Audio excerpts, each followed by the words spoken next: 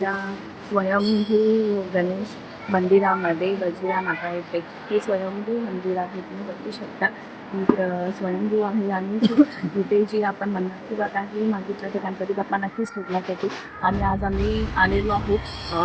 आज आमच्या लग्नाचा वाढदिवस आहे आणि गणपती बाप्पा आमच्या लग्नाच्या जेव्हा लग्न होणार होतं तेव्हा ते साक्षीदार होता. त्यामुळे ह्यावेळी मला वाटलं की गणपती बाप्पा बरोबरच आणि त्याच्या आशीर्वादानेच आम्ही लग्नाचा वाढदिवस सेलिब्रेट करावं, त्याच्या आशीर्वादाने. आज आमच्या लग्नाला 20 इयर्स कंप्लीट झाले. Thank you to Ganpati Bappa, thank you Ganpati Bappa Morya.